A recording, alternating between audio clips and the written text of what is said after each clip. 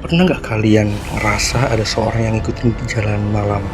Padahal pas dilihat lewat kaca spion nggak ada siapa-siapa. Di sebuah desa kecil, seorang mahasiswa ditemukan tewas mengenaskan setelah jadi korban begal saat pulang kuliah malam. Tapi anehnya setelah kejadian itu banyak pengendara mengaku melihat sosok pria berjaket alma mater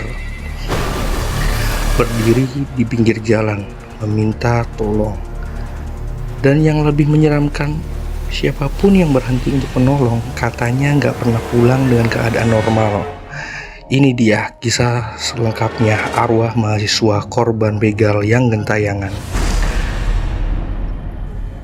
Halo semuanya, selamat datang di channel ini. Buat kalian pecinta kisah horor dan misteri nyata, jangan lupa subscribe dan nyalakan loncengnya. Karena malam ini kita akan masuk ke cerita yang katanya masih terjadi sampai sekarang. Namanya Rudy, mahasiswa semester akhir di sebuah universitas negeri.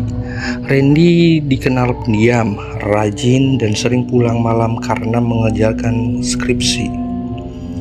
Malam itu hujan baru saja reda. Jam menunjukkan pukul 11 malam ketika Randy keluar dari perpustakaan kampus. Sapam sempat berkata, "Den, jangan lewat jalan raya Sukamandi ya. Akhir-akhir ini rawan begal." "Iya pak," kata Randy, "bentar lagi juga sampai kos." Tapi karena jalan alternatif lebih jauh, Randy tetap memilih jalan itu.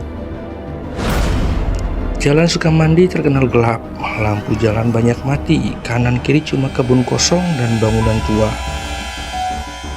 Saat motor Randy melaju pelan, tiba-tiba dua motor muncul dari belakang. Awalnya Randy gak curiga, sampai salah satu pengendara berteriak, "Woi, berhenti!" Randy pun panik, dia langsung menarik gas motornya. Namun motor di belakang menendang kendaraannya hingga jatuh. Randy tersungkur di aspal basah, tas dan laptopnya dirampas. Tapi salah satu begal melihat Randy memegang ponsel. Karena takut badannya terekam, salah satu pelaku mengeluarkan senjata tajam dan malam itu Randy tewas di pinggir jalan. Tubuhnya baru ditemukan pada pagi hari oleh warga. Kampus mendadak heboh, ibunya pingsan saat melihat jasad anaknya. Sedangkan para pelaku tidak pernah tertangkap. Setelah seminggu kejadian, mulai muncul cerita aneh. Seorang pengemudi ojek online mengaku melihat mahasiswa berdiri di bawah lampu jalan. Bajunya penuh darah, tangannya melambai pelan. Katanya, "Bang, tolong saya." Karena kasihan si pengemudi berhenti, tapi saat menoleh, mahasiswa itu sudah duduk di belakang motornya. Padahal dia nggak merasa ada yang naik. Spion motornya mendadak gelap, udara jadi dingin, dan suara mahasiswa itu berubah pelan. "Mereka belum ketangkap," katanya. Pengemudi itu langsung ketakutan dan tertancap gas. Namun sejak malam itu dia demam selama 7 hari.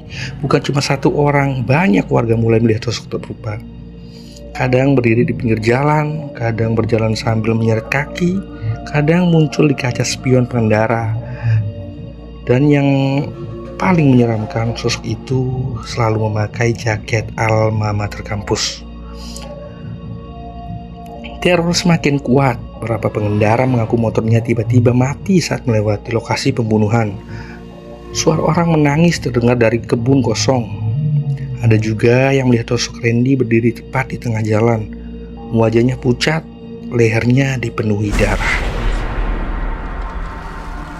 Lalu perlahan menuju ke arah semak-semak, seolah ingin menunjukkan sesuatu, sampai akhirnya warga nekat mencari lokasi yang ditunjuk. Penampakan itu, dan benar saja, di semak-semak dekat jalan ditemukan dompet dan kartu identitas milik Randy yang hilang sejak malam pembunuhan. Warga percaya arwah Randy belum tenang. Berapa bulan kemudian, polisi akhirnya menangkap komplotan begal yang diduga membunuh Randy. Anehnya, salah satu pelaku mengaku sering didatangi sosok mahasiswa berdarah setiap malam. Bahkan saat di penjara, dia berteriak histeris, "Jangan dekat-dekat, ampun, ampun," katanya. Menurut narapidana lain, pelaku itu seperti bicara dengan seorang yang tidak terlihat. Dan tepat 3 hari kemudian, pelaku ditemukan meninggal mendadak di selnya. Matanya melotot, wajahnya penuh ketakutan. Pada itu penampakan mahasiswa di Jalan Sukamandi mulai jarang terlihat.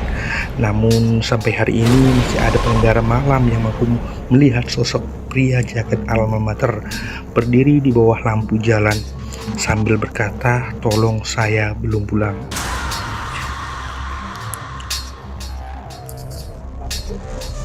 Kalau kalian ada di posisi pengendara malam itu, apakah kalian bakal berhenti atau langsung pergi? Tulis pendapat kalian di kolom komentar. Dan kalian punya pengalaman horor serupa? Jangan lupa kirim cerita kalian. Sampai jumpa di akhir kisah misteri berikutnya. Dan ingat, tidak semua yang berdiri di pinggir jalan malam adalah manusia. Terima kasih.